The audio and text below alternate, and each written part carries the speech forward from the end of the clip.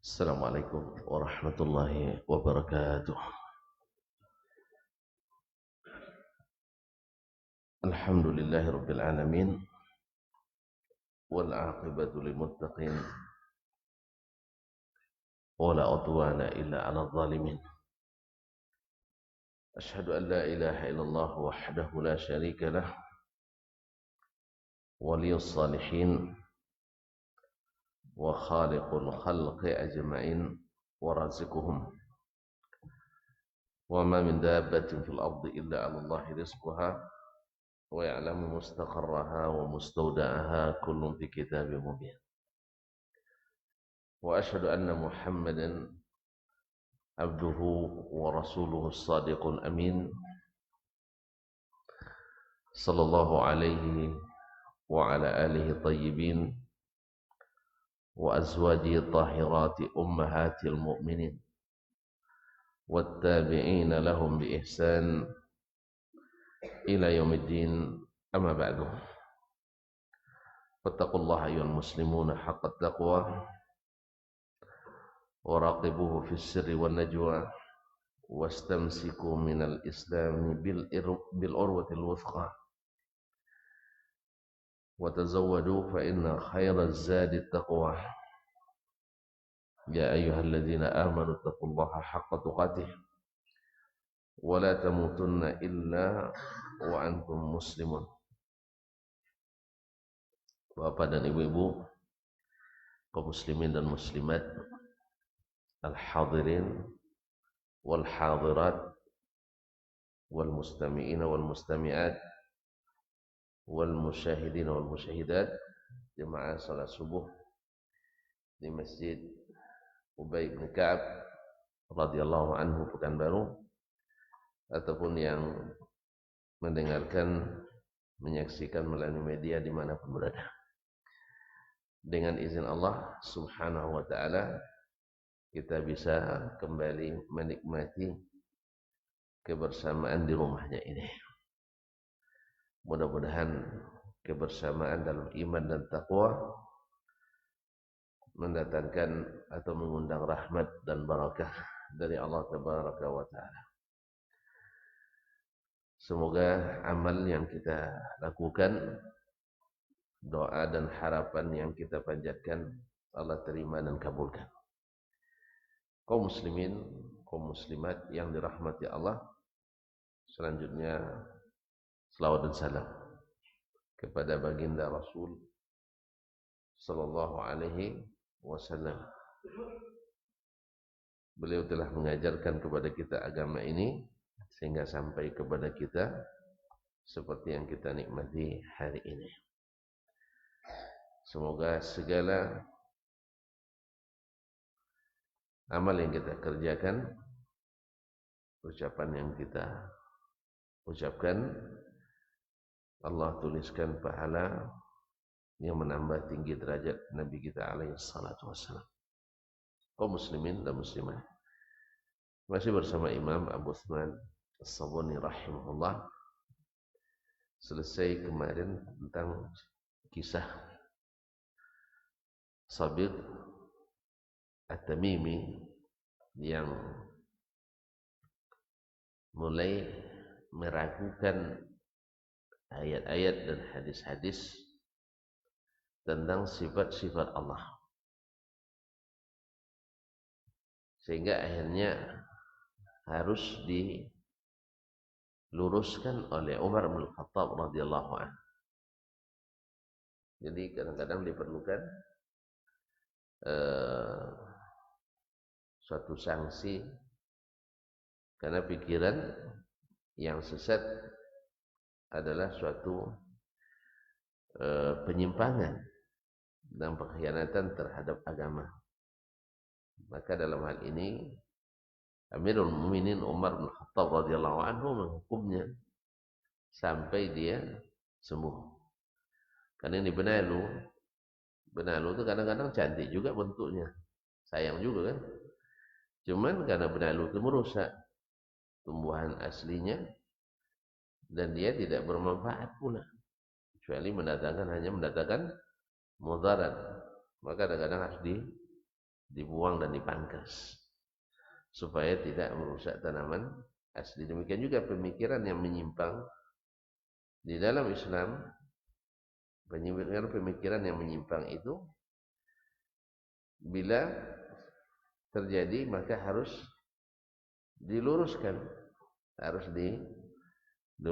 dengan cara mengembalikannya kepada jalur yang benar, yaitu kepada sunnah Nabi sallallahu alaihi wasallam.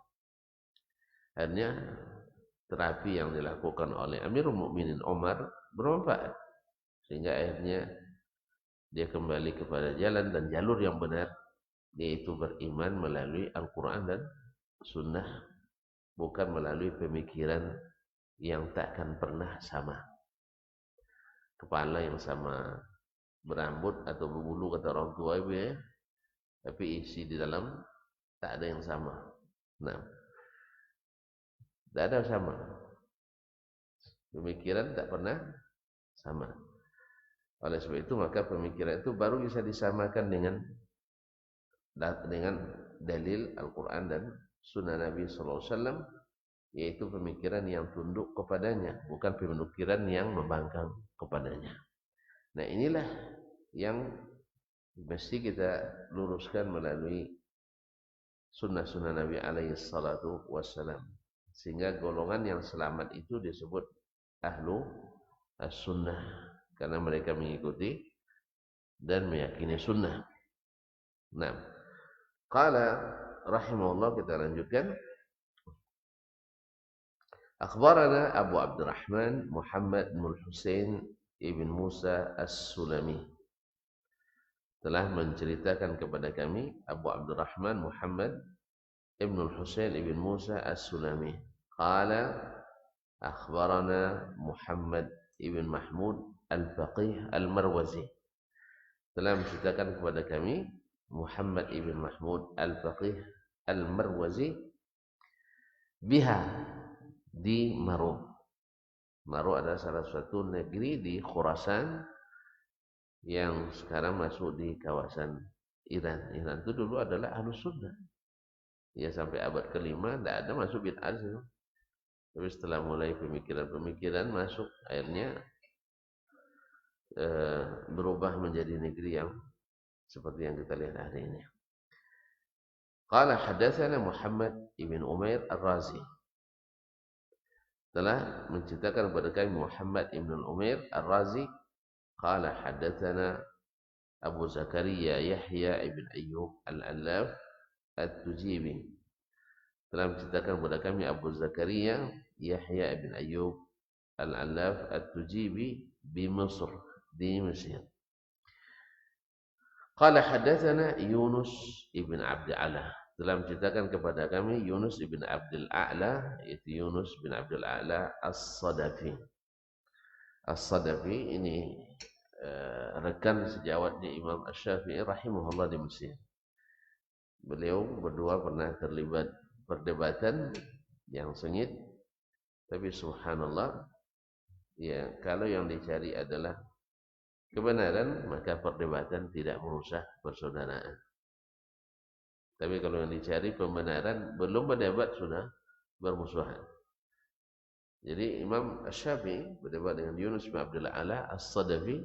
Esok harinya dilihat oleh Imam Syafi'i rahimahullah, Yunus naik keledai Nabi, lalu Imam Asy-Syafi'i mendatanginya.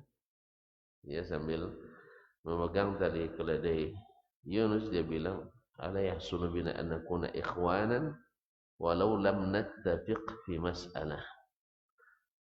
Alangkah baiknya kita tetap bersaudara walaupun tak satu masalah pun yang kita sependapat di dalamnya. Oh, tak bisa ya. Dua masalah ya udah berbeda pendapat kita, dah pecah persaudaraan. Sudah tidak satu manhaj lagi. Apa sebab? Awak bilang wajib, dia bilang sunat. Ya, awak bilang dosa besar, dia bilang dosa kecil. Padahal sama-sama berdosa. Yang satu bilang dosa besar, satu bilang dosa kecil. Gara-gara menyebut dosa kecil, akhirnya dikecilkan. Ya, gara-gara nyebut dosa besar, akhirnya masalah jadi besar. Ini kaum muslimin dan muslimat dirahmati Allah SWT. Ini yang sering ini akibat daripada kita bukan lagi berjalan di atas rel yang benar, tapi mengikut hawa juga, walaupun atas nama memerangi hawa. Berapa sering kita atas nama memerangi hawa tapi masih mengikut hawa. Tidak bisa menerima sedikit pun perbedaan dalam masalah yang bersifat. Ulama sendiri juga sejak zaman sahabat sudah ikhtilaf di dalamnya. Tapi kadang-kadang juga didasari kedangkalan ilmu dan kurang lapangnya wawasan. Qala hadatsana Ashhab ibnu Abdul Aziz. Telah menceritakan kepada kami Ashhab ibnu Abdul Aziz, salah seorang rawi pendapat atau rawi fatwa-fatwa Imam Malik rahimahullah. Sami'tu Malik bin Anas. Saya mendengar Malik ibn Anas. Kalau sebut Malik ibn Anas, kayaknya tidak ada yang tak tahu ya. Imam Malik, Imam Darul Hijrah, imam salah satu dari mazhab yang empat. Mazhab Hanafi, Maliki, Syafi'i dan Hambali. Nah, Imam Malik adalah imam dari salah satu mazhab yang empat tersebut, yang kalau kata Imam Abdul Walid Al-Baji rahimahullah kepada anaknya, andainya kalian berdua, ya jangan kalian berdua taklid dalam beragama kepada siapapun, tapi ikutlah dalil yang kalian ketahui. Tapi kalau kalian tidak sanggup mengikuti dalil, artinya tidak berilmu, mesti juga taklid ke seorang ulama, maka pilihlah taklid kepada Imam Malik rahimahullah. Apa sebab? Alasan Abu Walid Al-Baji rahimahullah, karena Malik itu di antara ulama mazhab tidak ada yang dia bintang dalam kedua masalah, dalam satu bidang, dua bidang, fikih dan hadis di zamannya kecuali Malik. Tidak ada yang melampaui ilmu Imam Malik di zamannya dalam fikih dan hadis. Sedangkan yang lain ada Abu Hanifah di fikih memang dia imamnya wasanya, tapi di hadis jauh kalah dengan ulama-ulama yang lain. Imam Asy-Syafi'i rahimahullah tajam analisanya di fikih, tapi di hadis dikalahkan pula oleh ulama-ulama sezamannya. Dia yang mengakui bahwa antum, ya dia bilang sama Imam Ahmad, kalian lebih tahu tentang hadis daripada saya. Oleh sebab itu kalau tahu hadis yang sahih beritahukan ke saya. Nah, jelas ya. Sedangkan Imam Ahmad memang rajanya di hadis di zamannya, tapi di fikih kalah pula sama Imam Asy-Syafi'i rahimahullah. Tapi Malik bin Anas di zamannya dia imamnya di hadis dan dia imamnya di fikih. Ini menurut Imam Al-Baji. Tentu nak debat-debatlah. Saya tidak ada. Nah, karena itu memang kenyataannya. Kalau memang harus taklid juga. Tetapi dia melarang taklid. Ya, tapi kalau tidak berilmu kita ya mau tidak mau harus taklid lah. Oleh sebab itu berusahalah selalu berilmu supaya tidak jadi ahli taklid. Karena seluruh imam dari sejak Imam Abu Hanifah sampai Imam Malik, Imam Asy-Syafi'i, Imam Ahmad dan seluruh imam yang ikhlas menegakkan as-sunnah pasti melarang pengikutnya taklid kepadanya. Pasti mereka melarang. Ya. Nah, oleh sebab itu kita heran bukan heran, memang sejak dulu sudah terjadi ramai gitu. Bahwa ada orang yang mewajibkan taklid pada Imam Syafi'i saja dengan alasan kita kan tidak mujtahid. Ya, siapa bilang dulu bahwa harus menjadi mujtahid dulu baru bisa taklid? Tidak semuanya taklid, tidak semua taklid dihilangkan dengan ijtihad, tidak. Karena kita ketika melihat pendapat seorang imam Lalu ada imam yang lain menjelaskan dengan dalil, sedangkan ini lemah dalilnya. Kalau orang taklid enggak. Sekali Syafi'i tetap Syafi'i sekalipun dalil lebih mendukung pendapat yang lain. Jelas? Tapi kalau orang yang tidak taklid enggak. Sekali sunnah tetap sunnah. Di mana antum tahu? Dari ulama yang sekelasnya pula. Ya, bukan sekelas Dasman tidak. Antum adu saya dengan Imam Malik, ya kalah lah saya. Antum adu saya dengan Imam Syafi'i, ya keok lah saya. Tapi kita mengambil dari semua mereka. Ini kadang-kadang tidak jujur orangnya. Dia adunya Dasman sama Imam Syafi'i. Masa lebih hebat pula Dasman daripada Imam? Ya tentulah jemaah sorakin saya. Pak, mau menong, patah mau lahir gitu kan. Nah, dia mengambil dari ulama yang lain yang pendapatnya lebih kuat. Ini dari sini kita tahu mana yang taklid, mana yang tidak. Mana yang taklid, mana yang tidak. Kita sudah biasa sejak kecil misalnya begini amalannya. Lalu kita ketahui dari Imam Syafi'i, oh ternyata beliau tidak setuju, bahkan mengharamkan. Nah, orang yang taklid, walaupun Syafi'i bilang dia tidak mau dia terima, padahal katanya mazhabnya Syafi'i. Misalnya kenduri 3 hari, 7 hari sekarang. Imam Syafi'i mengharamkan. Awak atas nama mazhab Imam Syafi'i menikmati. Ya gimana tidak menikmati, ada nasi berkahnya. Ada makannya, gimana tidak kita menikmati. Dan ada, pokoknya adalah. Wallahu musta'an. Ya, jadi atas nama mazhab Syafi'i kita menentang Imam Syafi'i rahmatullahi ta'ala alaih. Oleh sebab itu kaum muslimin dan muslimat dirahmati Allah. Ini gara-gara Yunus bin Abdul A'la, Ashab bin Abdul Aziz dari Malik rahimahullah. Sami'tu Malik bin Anas, saya mendengar Imam Malik ibn Anas yaqul, berkata, Iyyakum wal bid'ah. Iyyakum ini kalimat atau isim fi'il amr, maknanya ijtanibu, jauhilah, jangan sekali-kali melakukan atau mengikuti al-bid'ah. Al-bid'ah jamak bid'ah. Jangan sekali-kali kalian mendekati bid'ah. Jadi bid'ah itu kaum muslimin dan muslimat. Kalau jujur kita, semua orang tidak suka bid'ah. Orang Islam ya, buktinya tidak ada satu golongan pun yang mengaku jadi ahli bid'ah. Coba, ada tidak yang mau kami ahli bid'ah? Nah, walaupun dia mendukung, terang-terang mendukung bid'ah, walaupun disebut dengan bid'ah hasanah. Makanya biar bagus bunyinya ahlul bid'ati hasanah. Enggak mau juga, enggak ada yang mau. Atas nama pembelaan bid'ah memakai nama ahlu sunnah. Sampai-sampai mengatakan yang ahlu sunnah original itu kita. Apa tanda originalnya? Bercampur dengan yang tidak sunnah. Ini ahlu sunnah original asli, tapi bercampur-campur, modifikasi. Itu yang asli.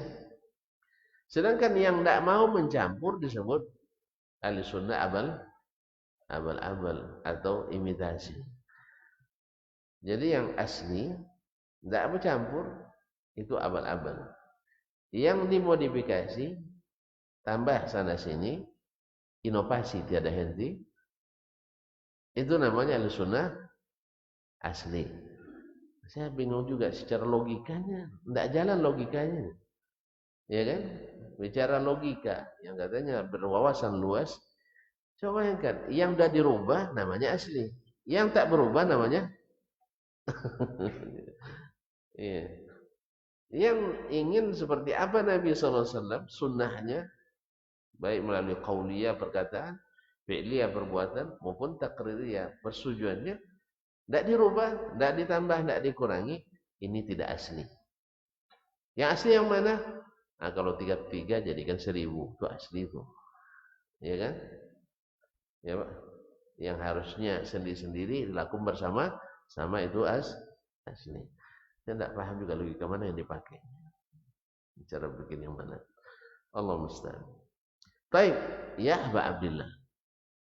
Lalu ditanya oleh orang yang hadir, ya Aba Abdillah, Abu Abdillah itu Imam Malik bin Anas.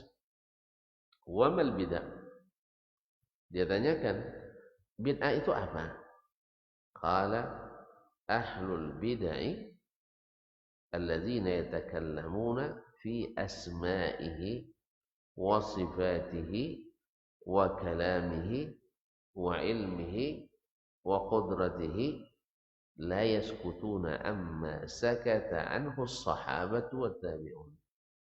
Ahli bid'ah itu adalah, dia nanya tentang bid'ah tadi, tapi jawabannya tentang ahli bid'ah.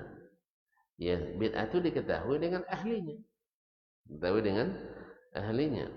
Maka dia katakan ahlul bid'ah yang harus kalian ketahui adalah alladzina yatakallamuna, orang-orang yang asyik membicarakan nama-nama Allah, wa sifatihi dan sifat-sifatnya, wa kalamihi dan kalamnya, wa ilmihi dan ilmunya, wa qudratihi dan qudratnya, la yaskutun, mereka tidak cukup mendengar seperti para sahabat dan para tabi'in dulu cukup mendengar. Apa maknanya? Awak bicarakan sifat berarti ahli bid'ah gitu. Hah? Imam Malik juga membicarakan tentang sifat-sifat Allah, ahli bid'ah dia. Hah? Jadi maksud Imam Malik adalah orang yang menolak sifat-sifat itu dengan membahas dan mendalaminya. Itu maksudnya. Artinya mereka bicarakan sifat atau nama-nama Allah, lalu mereka bahas, lalu dianalogikan, dikias-kiaskan, ujung-ujungnya mentasbih, setelah itu menolak sifat tersebut. Seperti Al-Mu'tazilah misalnya, tidak menerima Allah punya nama dan juga tidak menerima Allah punya sifat. Alasannya apa? Untuk menyucikan Allah. Jadi alasannya benar, tapi kelakuannya tidak benar. Tujuannya benar dia, tujuannya tanzih. Maka tujuan yang benar tidak menjamin sesuatu itu benar. Sebab tidak ada satupun aliran yang tersesat tujuannya tersesat. Ada aliran sesat yang niat orang yang mencetuskannya sengaja aku sesat. Tidak ada. Oleh sebab itu, niat tidak jadi patokan utama dalam menilai sesuatu itu benar atau tidak. Niat tidak menjadi patokan utama untuk menentukan kebenaran sesuatu. Seperti kata Umar bin Khattab, kan kam min muridil lil khairi la yudrikuh. Berapa banyak orang yang ingin melakukan kebaikan tapi dia tidak dapat. Tidak apa? Bukan niat yang salah, niatnya benar, tapi tidak ikut prosedur. Oleh sebab itu kaum muslimin dan muslimat, baiknya niat tidak cukup, tapi harus mengikuti prosedur yang benar. Nah, kan sebagian ingin mengadvokasi, memberikan pembelaan terhadap aliran-aliran yang menyimpang, kan sama-sama tujuannya. Sama-sama tujuannya. Tujuannya apa? Tanzih, menyucikan Allah. Kan sama tujuannya itu. Ahlul kalam ingin menyucikan Allah. Al-Mu'tazilah ingin menyucikan Allah. Semuanya ingin menyucikan Allah. Tapi caranya yang tidak benar. Apa patokan benar salahnya? Al-Quran dan Sunnah. Al-haqqu min rabbik. Oh, jadi mereka ikut Quran dan Sunnah. Ikut sebagian, menolak sebagian. Menerima sebagian, menolak sebagian. Dari mana mereka menolak? Dari pikiran. Semuanya datang dari pikiran dan perasaan. Pikiran dan perasaan. Oleh sebab itu, dalam beragama ini, jangan baperan. Bawa perasaan. Kalau bawa perasaan tidak tegak, kita bilang ini aliran sesat. Karena sesat masuk neraka. Masa tegak antum masukkan orang Islam ke dalam neraka. Kalau sudah ini bahasanya, tidak mungkin kita akan menyesatkan golongan yang 72. Apa? Mungkin? Mungkin tidak ada sesat. Tidak mungkin. Kasihan kita. Masa dihukum masuk neraka. Kita inginnya 73 golongan masuk surga semua. Cuman tidak. Karena ukurannya adalah Allah dan Rasul sallallahu alaihi wasallam. Nabi yang bilang umat ini terpecah jadi 73, 72 semuanya. Coba yang bayangkan, semuanya masuk neraka kecuali satu. Cuman masuk neraka ini maksudnya kan berpotensi masuk neraka karena mereka tersesat. Tapi kita tidak boleh menghukum si fulan yang sekarang tersesat otomatis ahli neraka. Kita tidak tahu, kita nihayanya ujungnya kita tidak tahu, khatimahnya seperti apa kita tidak tahu. Jelas ya? Hatta sekalipun dia mati dalam bid'ahnya itu, kita juga tidak tahu. Allah SWT bisa saja dengan sesuatu yang dia siap. Cuman orang ini dalam bahaya karena dia melakukan pelanggaran. Makanya kita harus halangi orang melakukan pelanggaran. Makanya dibuatlah, kalau misalnya untuk lalu lintas dibuat belok kiri, rambu-rambu lalu lintas belok kiri, jalan terus ya, jangan hati-hati. Kan hati-hati kan? Iya, dibuatlah peringatan-peringatan itu. 100 meter lagi Anda, ada istilahnya, ada pekerjaan jalan, ada lubang kan, jangan dibikin tandanya pas dekat lubang tuh. Di sini banyak tuh. Jadi tanda awas ada lubang, pas di lubangnya, udah masuk orang baru terbaca. Itu banyak ini. Jadi awas lubang dalam katanya. Pas sudah masuk orang baru terbaca peringatannya. Subhanallah.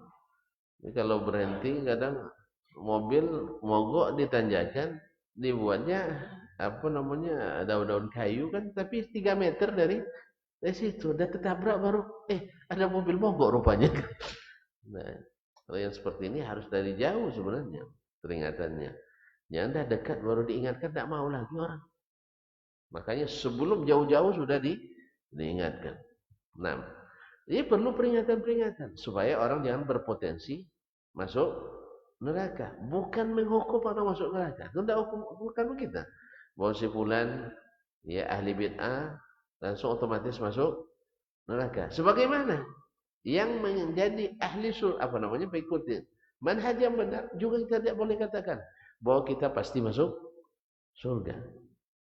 Seperti sebagian aliran yang mengatakan kalau syekh-syekh kami itu amalannya pasti diterima sehingga banyak walinya. Nah, kalau Wahabi itu tidak jelas tak diterima amalannya tidak sehingga tidak ada walinya. Jadi syekh mereka semua jadi wali, syekh kita tidak ada yang jadi wali. Dia mana antum tahu bahwa amalannya diterima? Ya syekh, dah bagus niatnya, dah benar SOP-nya. Kita juga tidak tahu terima atau tidak, tapi kita berharap diterima. Tidak boleh menghukum orang masuk surga masuk neraka, bukan kita. Cuman si fulan ahli bid'ah potensi masuk surga. Sama kan proses hukum. Orang yang melakukan pembunuhan misalnya, awalnya jadi tersangka, ya sih. Habis itu terdakwa, habis itu terpidana. Gitu kan? Ada juga yang tidak jadi dihukum. Mungkin karena tidak sengaja dia membunuh. Sehingga dikenakan tebusan. Dibayar diat. Atau dimaafkan oleh pihak yang terzalimi. korban. Kan ada kalau dalam qisas, misalnya si fulan membunuh keluarga si fulan. Nah, hukum qisas. Tapi bila ada satu orang dari keluarga memaafkan, dia selamat dari qisas tadi.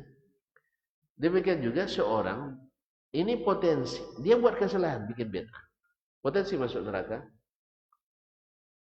Seorang kembali. Orang yang berbuat bid'ah dalam agama, potensi masuk neraka? Ya potensi. Karena dia buat kesalahan. Tapi apakah pasti masuk neraka? Tidak. Tidak pasti masuk neraka. Tidak kita pastikan masuk neraka kecuali orang yang Allah dan Rasul pastikan masuk neraka. Misalnya Fir'aun, pasti masuk neraka? Hah? Tidak juga ya. Hah? Iblis pasti masuk neraka? Pasti.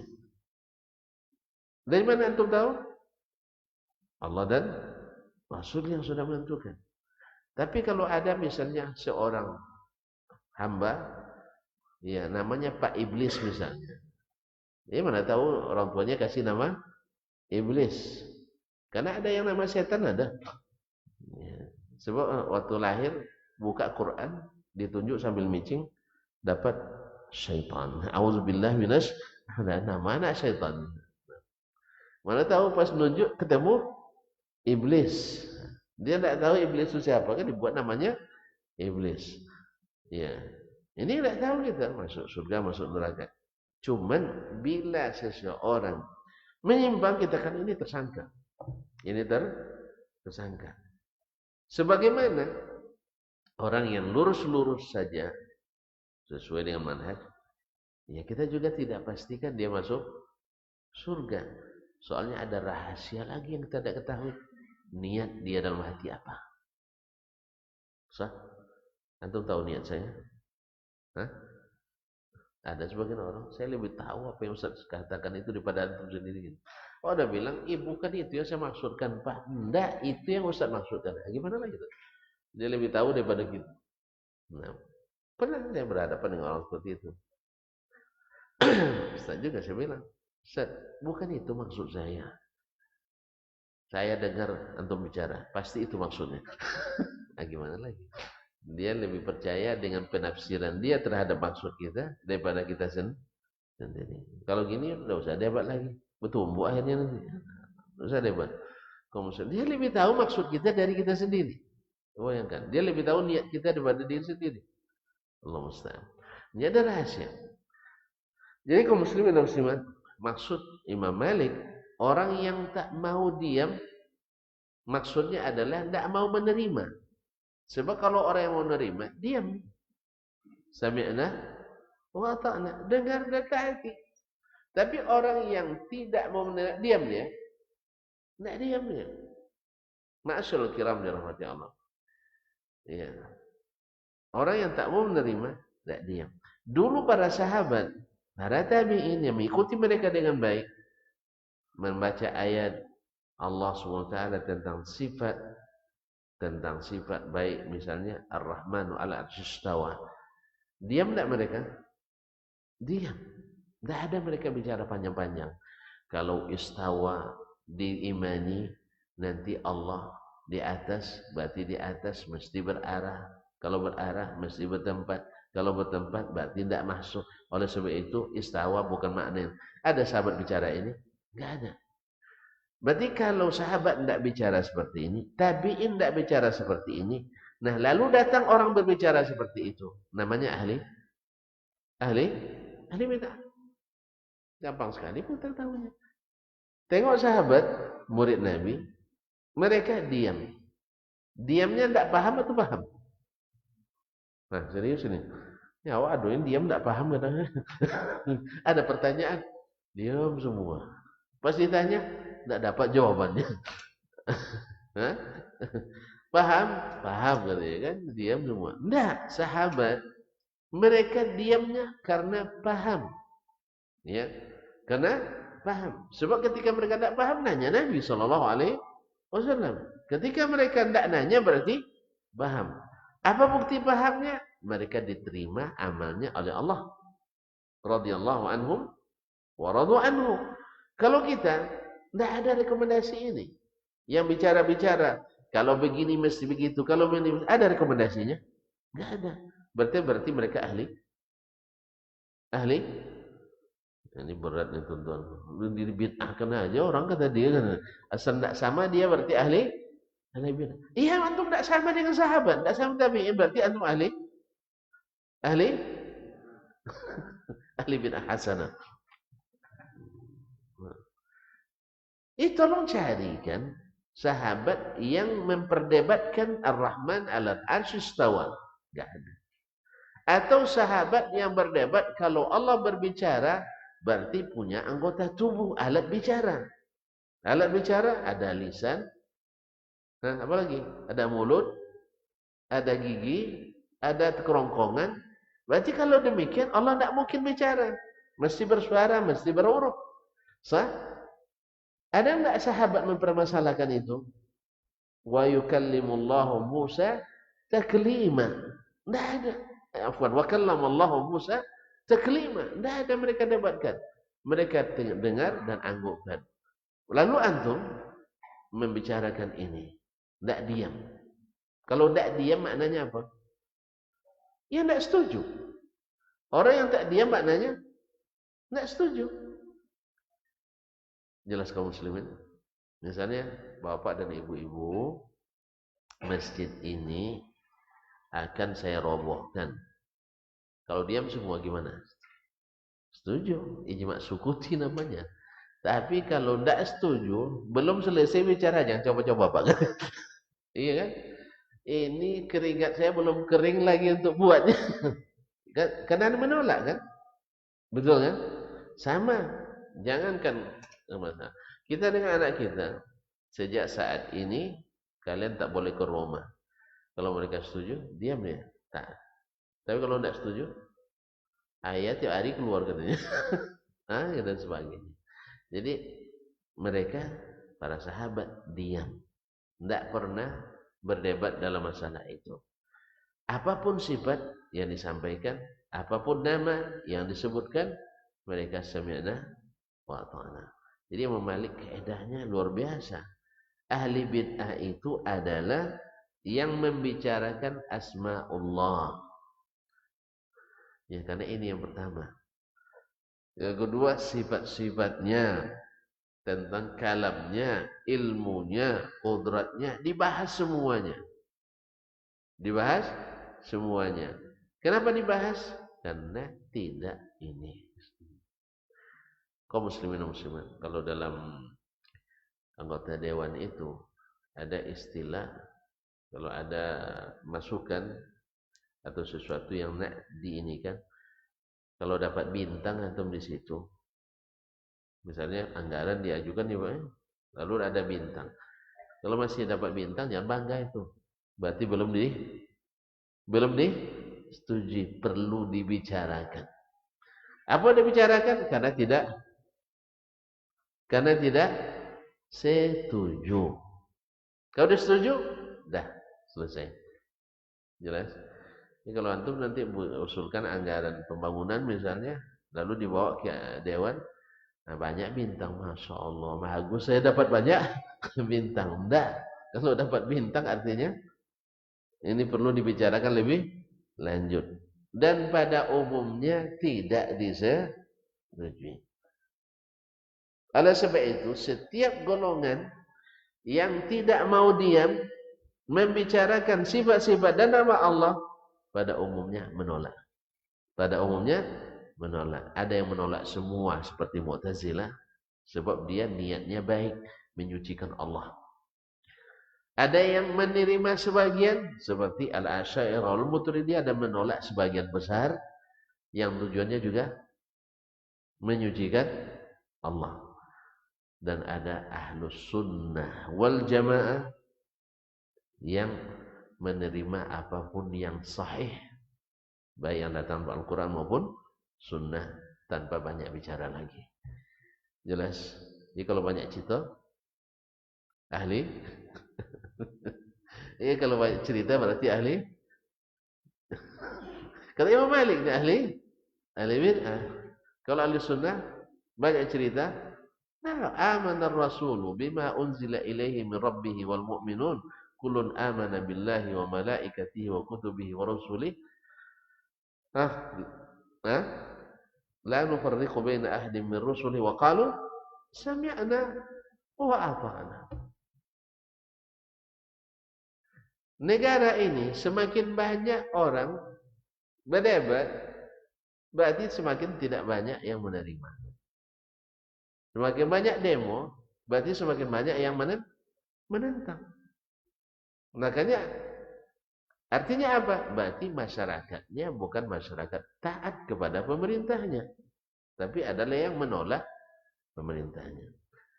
Ini bukan pula maksudnya melegitimasi kezaliman atau ketidakadilan, tidak, bukan maksudnya. Ini kita bicara tentang masalah ketaatan. Orang taat tidak banyak menolak, tidak banyak berbicara. Jelas, walaupun tidak semuanya disetujui misalnya, sesuai dengan keinginannya. Kan tidak semua hukum yang Allah tetapkan itu sesuai dengan keinginan kita. Sah? Tidak sesuai dengan keinginan kita. Kita inginnya, kalau mau tengok kekayaan yang kita miliki, bagi rata antara anak kita semua. Itu ingin kita. Tapi ternyata Allah katakan tidak. Laki-laki dapat dua banyak. Keinginan kita, selesai orang tua kita meninggal, langsung bagi-bagi faraid. Keinginan kita, langsung bagi-bagi. Enggak. Malu kita semua orang. Kan ada sebuah orang tuh. Baru dikuburkan orang tuanya, dah bagi-bagi harta. Tapi keinginan Allah, perintah Allah mesti dilaksanakan segera. Sebab semakin lambat semakin ruwet masalah. Semakin lambat semakin ruwet masalah. Semakin antara bersaudara akan semakin curiga. Oleh sebab itu kaum muslimin dan muslimat, Imam Malik di sini menjelaskan bahwa ciri khasnya ahli bid'ah tidak mau diam terhadap apa yang Allah sampaikan dan Rasulullah sallallahu alaihi wasallam jelaskan. Sedangkan Ahlussunnah lawannya, yaitu diam dan menerima. Diam dan menerima. Oleh sebab itu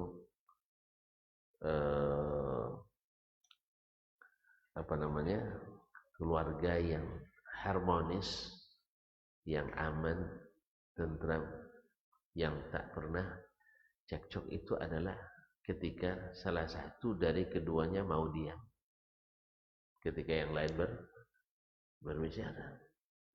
Kan ya? Kita ingat Imam Ahmad misalnya 30 tahun lebih menikah dengan Ummu Saleh, makhtalafna fi kalimah. Tidak pernah berselisih sepatah kata pun. Apa sebab? Ketika Buya Ahmad berbicara, Nyai Ahmadnya diam. Tapi kalau belum awak selesai lagi, dia sudah, awak belum selesai satu kalimat, dia sudah keluar 5. Nyaman? Tidak aman. Makanya ketaatan itu terbukti dari kata-kata tadi. Ya. Tidak setuju pun, kan tidak semua kita setuju. Tapi diam itu kata orang tua emas.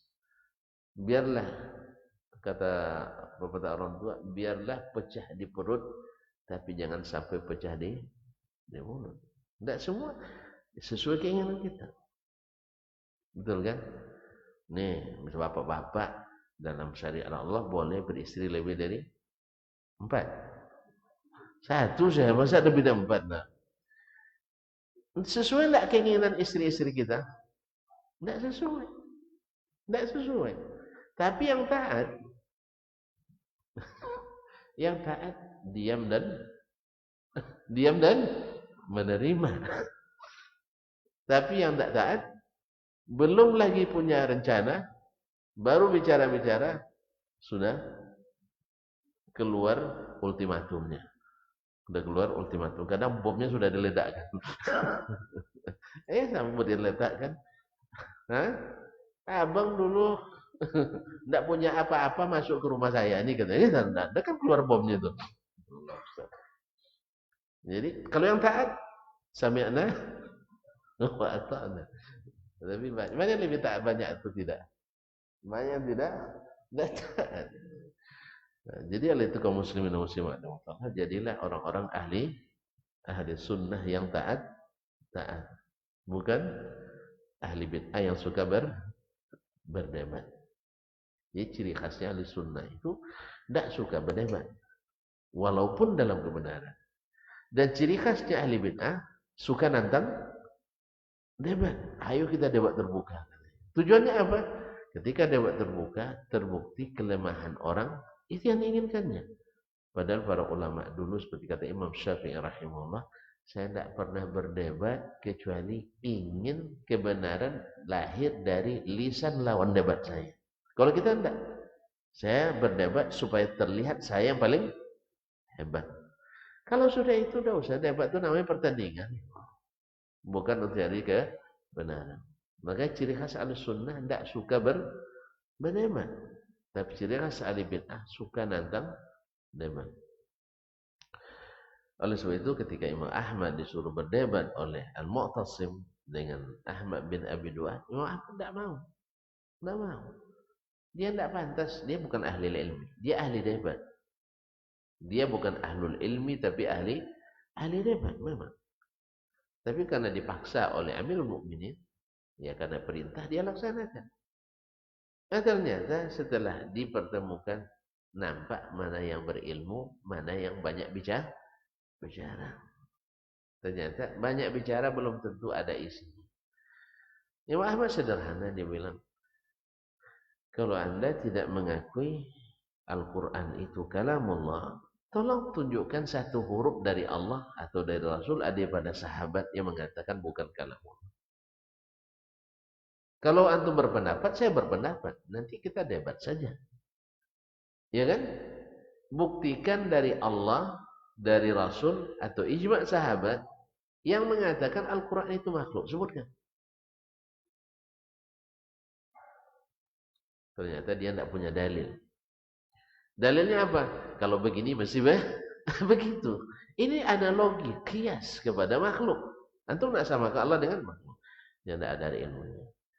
Bicara lagi tentang masalah yang lain. Sebutkan Al-Quran atau hadis atau ijma' sahabat. Tidak ada juga. Sama kita katakan sekarang. Ini sifat Allah, sebutkan Al-Quran, hadis atau ijma' sahabat yang memperdebatkan itu. Tidak ada. Berarti antum menyalahi jalan sahabat. Sahabat tidak berdebat, kita berdebat. Sahabat tak menolak, kita menolak. Maka Imam Malik menyebutkan ciri khasnya ahli bid'ah, orang-orang yang membicarakan asma'ullah, sifat Allah, kalamullah, qudratullah, ilmullah, dengan tujuan tidak menerima. Ujung-ujungnya tidak menerima. Karena yang suka mendebat tidak mau menerima. Gimana, setuju? Tunggu dulu instruksinya. Berarti tidak setuju. Barangnya jelas, bahasanya jelas. Tapi orang setuju, Allah di atas, dalilnya ini, setuju? Setuju. Diam semua. Kalau banyak interupsi berarti tidak. Tunggu dulu, Mas. Ini kan bahasa Arab ini ya. Pandai tak nahu? Pandai nahu. Ini benar.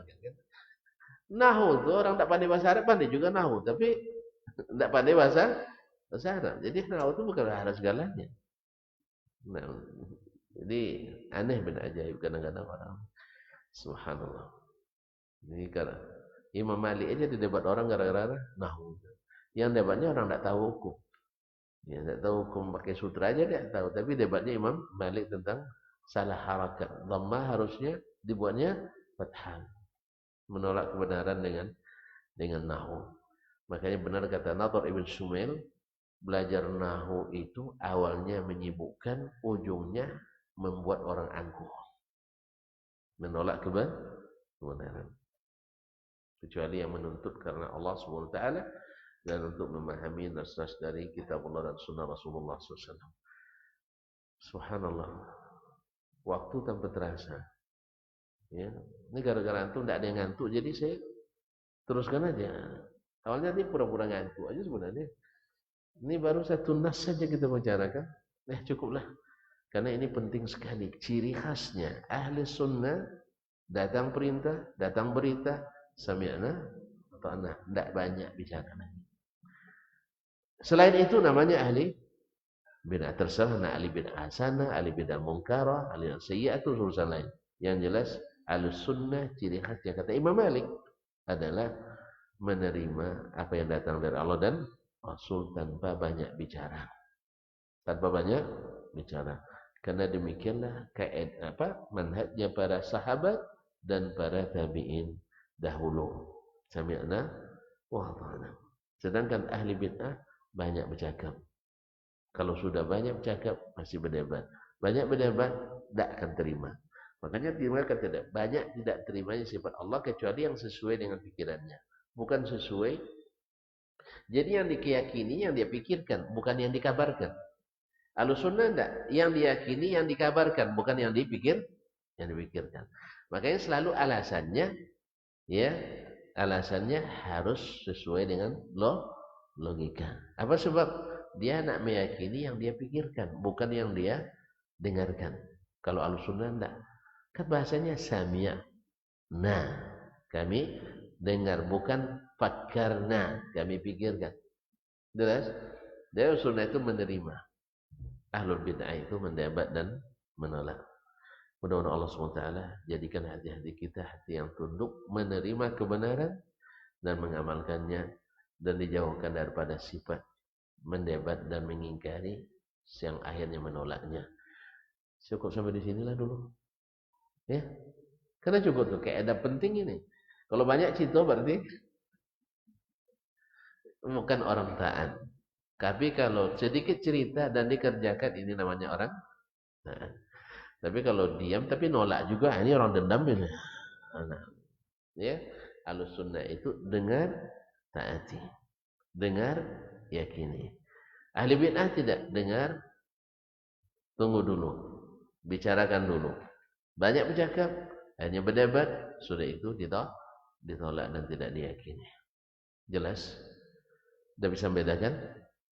Bisa bedakan? Sudah, alhamdulillah. Tapi makanya nanti sampai di rumah tengok tuh. Perintah sama istri, kalau dia bilang sami'na wa ata'na, berarti ahli sunnah ini. Tapi kalau dia bilang tunggu dulu bang katanya, berarti ahli bid'ah yang menyalahi aturan rumah tangga. Harusnya seorang istri sami'na wa ata'na. Ya, wallahu musta'an. Wallahu musta'an. Ya, sampai di sini ada pertanyaan? Enggak ada kan? Paham, alhamdulillah. Wa subhanakallah alhamdik, asyhadu an la ilaha illa anta astaghfiruka wa atubu ilaik. Wassalamualaikum warahmatullahi wabarakatuh.